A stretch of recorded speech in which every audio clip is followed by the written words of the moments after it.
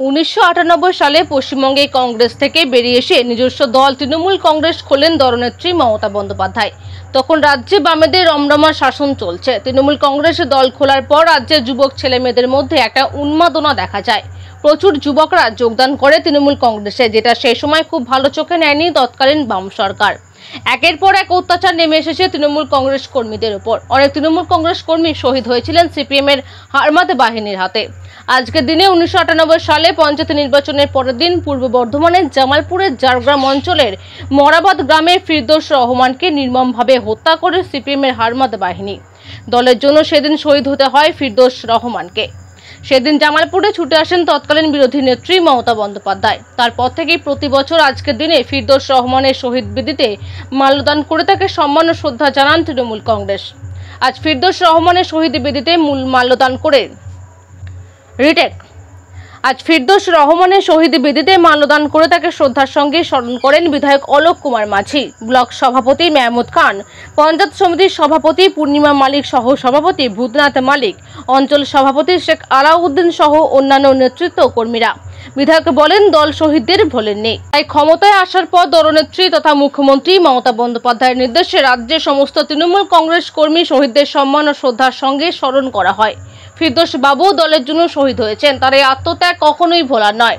তার দেখানো পথেই তারা এগিয়ে যাবেন বলে তিনি জানান। মেহমুদ খান বলেন, ফিরদৌস রহমানের মতো মোট 5 জন শহীদ হয়েছেন এই জামালপুরে। সেদিন ছুটে এসেছিলেন তৎকালীন বিরোধী নেত্রী মমতা বন্দ্যোপাধ্যায়। কত শত তৃণমূল কংগ্রেস কর্মী শহীদদের বিনিময়ে দল আজ ক্ষমতায়। রাজ্যের মানুষ 34 বছরের বাম শাসনের নাগপাশ থেকে উদ্ধার পেয়েছেন। দলনেত্রীর নির্দেশে প্রতি বছর আজকের দিনে ফিরদৌস রহমানের শহীদ বেদিতে মাল্যদান করে তাকে সম্মান ও শ্রদ্ধা জানান তারা। তিনি আরো বলেন, ক্ষমতায় এসে দল তার পরিবারের একজনকে চাকরিও দেয়। তিনি বলেন, ফিরদৌস রহমান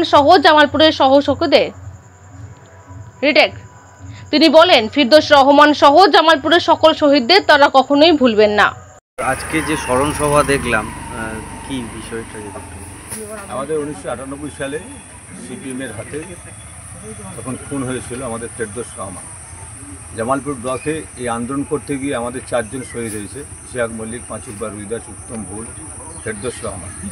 আজকে তার মৃত্যুদিন, আজকে 28তম আমাদের মৃত্যু দিবস। এবং আমরা সেই মুহূর্তে মারা যাবার পরেই আমাদের মমতা বন্দ্যোপাধ্যায়, আমাদের নেত্রী, উনি কিন্তু এসে পৌঁছেছিলেন এই এলাকায়।